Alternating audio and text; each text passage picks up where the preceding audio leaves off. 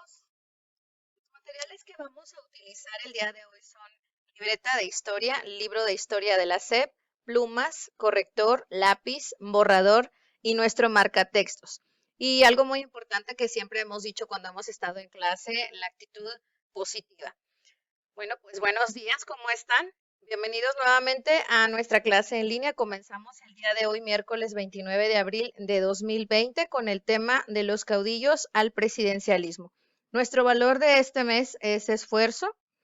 Y para dar inicio es necesario que en tu libreta de historia, en la libreta blanca, escribas los datos que ya conocemos, nombre, fecha y valor. Y en este caso, el tema de los caudillos al presidencialismo. Recuerda que todos los temas tienen un propósito y en este caso también lo vamos a escribir. Nuestro propósito es identificar a los caudillos post-revolucionarios y las condiciones en las que se creó el PNR, así como también las causas de la Guerra Cristera. Pero, ¿qué es un caudillo? ¿Qué es el PNR? ¿Y qué es la Guerra Cristera? Bueno, vamos por partes. El término caudillo es el término que se le da a una persona o un líder, ya sea político o militar. ¿Qué es el PNR? Fue un partido político mexicano, el Partido Nacional Revolucionario.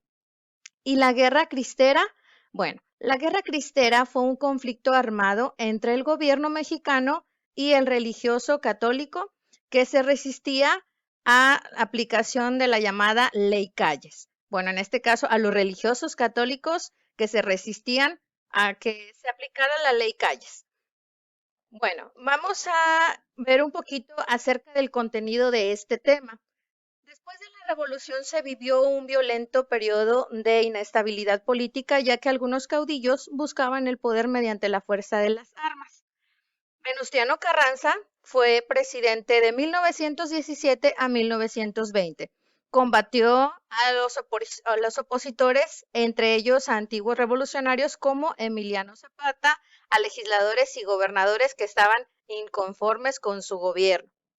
Un movimiento armado encabezado por Álvaro Obregón, Plutarco Elías Calles y Adolfo de la Huerta desconocían su gobierno, por lo que tuvo que huir de la capital y murió asesinado. Adolfo de la Huerta ocupó la presidencia 6 meses en lo que se organizaban las elecciones. Él quedó como presidente en ese periodo. Como resultado de esas elecciones, el general Álvaro Obregón fue presidente de 1920 a 1924 y aunque logró pacificar al país durante ese tiempo y recibir el apoyo de obreros y campesinos, también fue asesinado. Entonces, Plutarco Elías Calles ocupó la presidencia de 1924 a 1928 y durante ese periodo impulsó varias reformas para que México consiguiera un mejor desarrollo económico y social.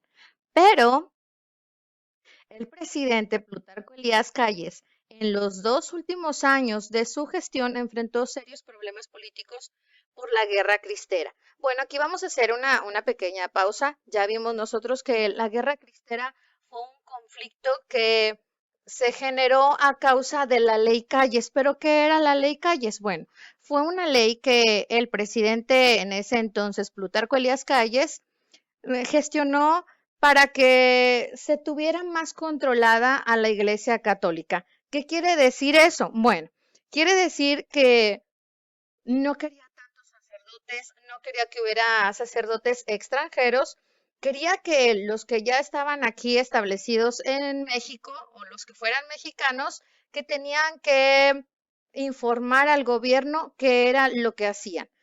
En este caso, ellos querían pues tener un control sobre la iglesia principalmente. Bueno, recordemos también que en la Constitución de 1917 se le limitó a la iglesia a participar en asuntos políticos.